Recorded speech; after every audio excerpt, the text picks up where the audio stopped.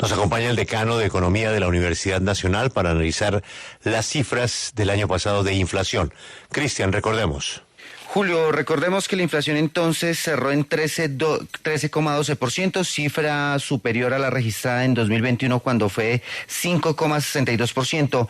Otros datos importantes que salieron de este informe, Julio, es que con el resultado revelado, el DANE también aseguró que la inflación terminó marcándose en sus niveles más altos en los hogares más pobres del país, los cuales tuvieron un dato anual del 14,92%.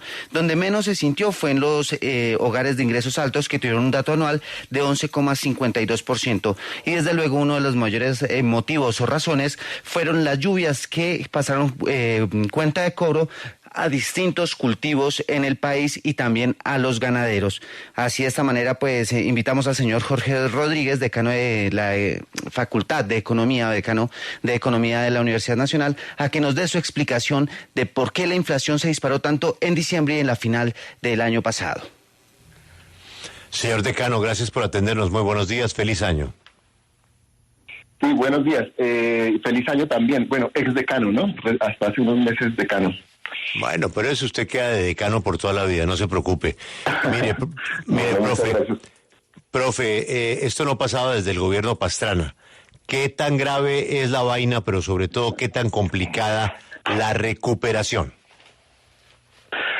Bueno, para resolver los problemas hay que reconocerlos en su dimensión para empezar, y pues el problema sí es realmente serio en el sentido de que bajo la Constitución del 91, cuando pues se instituyó la independencia del Banco Central, pues Colombia había sido pues relativamente exitosa o bastante exitosa en poner en cintura la inflación.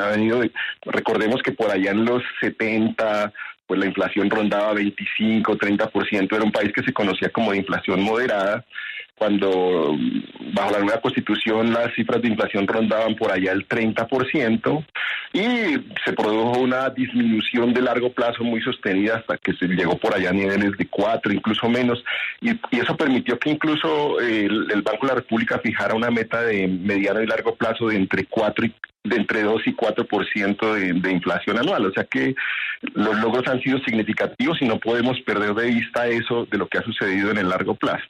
Ahora, estamos en una coyuntura muy particular, yo diría que no de un gobierno, sino de la historia humana, ¿no? Venimos de una pandemia, tenemos acá a nivel internacional una guerra espantosa en la invasión de Rusia a Ucrania, una serie de problemas económicos importantes en el mundo, y pues evidentemente el resultado de la inflación del año pasado pues es negativo, es decir, sobrepasa el 30%, el 13% de incremento anual, pues que puesto en perspectiva es alto y obviamente desborda las metas del Banco de la República, y eso afecta a mucha gente, eso es claro. Ahora, sí, profesor, la pregunta... ¿De dónde viene el problema? Exactamente. ¿Qué fue lo que pasó? Porque lo que estamos viendo es que los alimentos también subieron, las expectativas era que ya este mes empezaran a bajar esos alimentos y que empezara a bajar toda la inflación, incluso el ministro de Hacienda también esperaba eso y lo ha dicho, pero pues vemos que en otros países de la región la inflación bajó, pero en Colombia no. ¿Qué fue lo que pasó? Porque eso por supuesto nos impacta a todos los colombianos. Yo diría que este fenómeno de la inflación en Colombia es resultado de la combinación de factores que hace difícil su solución.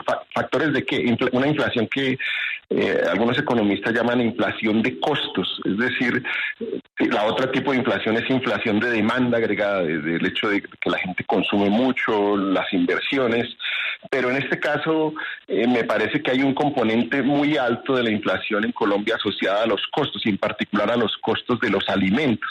Entonces ese tipo de inflación tiene que ver con limitaciones en la oferta, en la producción, en la disponibilidad de alimentos, y eso se traduce pues en el comportamiento de los renglones asociados a ese pues a las cosechas, a los productos agrícolas.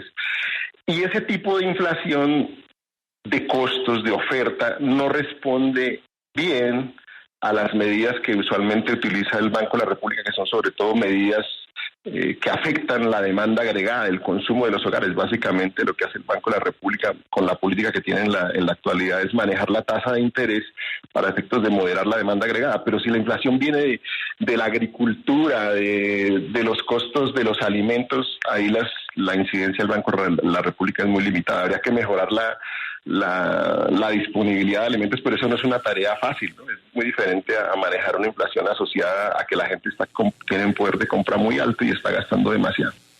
Profesor, justamente esa es la otra gran pregunta. Ya la inflación pues ya se dio a conocer, ahora es cómo se va a controlar. Usted ya nos explicaba que estas medidas que se vienen adoptando, por ejemplo, desde parte del Banco de la República no son las más adecuadas. Sin embargo, el gobierno en temas de el Ministerio de Agricultura ya ha nombrado algunas otras. Sin embargo, por ejemplo, ya conocimos el incremento que se dio en los combustibles y los campesinos, los agricultores decían, igual esto no nos va a ayudar. La inflación con estas medidas se va a seguir jalonando. Entonces, ¿qué se debe hacer, profesor? Bueno, yo veo que esta es una coyuntura de verdad compleja para cualquiera que esté haciendo las veces de autoridad económica. Eso no es fácil para cualquiera. Porque es difícil. Por ejemplo, el caso que usted menciona, los combustibles en Colombia son altamente subsidiados. El tener esos subsidios afecta las cuentas públicas, contribuye a la generación de déficit fiscal, absorbe recursos que se necesitan para otros propósitos. Entonces, en principio, habría razones para disminuir los subsidios a los combustibles, y además los subsidios a los combustibles benefician sobre todo pues a personas de ingresos relativamente altos. No subsidian a gente que pues muy poco a gente que tiene vehículo, ¿no?